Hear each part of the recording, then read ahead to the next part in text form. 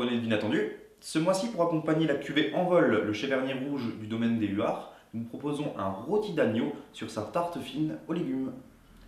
Alors, nous allons avoir besoin d'une aubergine, d'une carotte, de 2 courgettes, d'un oignon, d'une gousse d'ail, de 2 brins de thym, de 600 g d'agneau, d'épaule ou de filet, à choisir, de 75 g de beurre, de 250 g de tomates cerises, de 10 feuilles de briques, de 60 g de parmesan, 60 g de chapelure et enfin 30 g de fond brun de veau. Voilà, passons à la préparation. Tout d'abord, préparez la viande de manière à former 2 filets uniformes.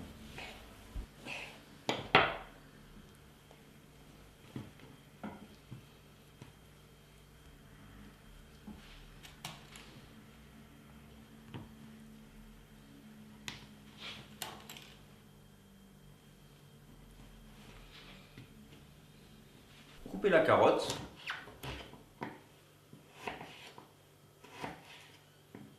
L'aubergine.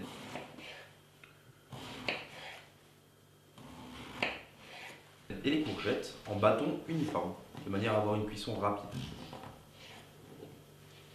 Dans une casserole, faites cuire les carottes, puis dans une autre casserole, faites cuire la courgette et l'aubergine. Enfin, dans une sauteuse, faites revenir les tomates cerises ainsi que l'aubergine et la courgette. Préparez ensuite la croûte de parmesan. Dans un saladier, mélangez la chapelure, le parmesan ainsi que le beurre. Abaissez la pâte à 5 mm entre 2 feuilles de papier sulfurisé, réservées au frais. Dans une poêle, faites chauffer huile et beurre, puis faites dorer les filets d'agneau pendant environ 10 minutes. Faites préchauffer votre four à 200 degrés pendant ce temps. Puis, passez le tout au four à 200 degrés toujours pendant 10 minutes. Dans une poêle, récupérez le jus de cuisson de la viande, gardez la viande de côté, sous film et laissez reposer. Dans cette poêle, faites suer la carotte, l'oignon et l'ail. Déglacez avec le vin blanc, laissez réduire de moitié, puis ajoutez le fond brun de manière à faire une sauce. Laissez réduire tranquillement à feu moyen. Détaillez votre croûte de parmesan en deux, puis déposez chaque morceau sur un filet.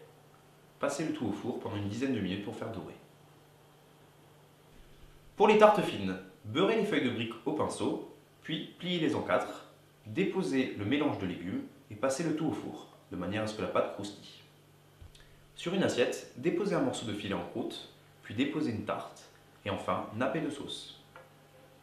Voilà, notre plat est prêt. Nous vous conseillons de l'accompagner avec le Cheverny.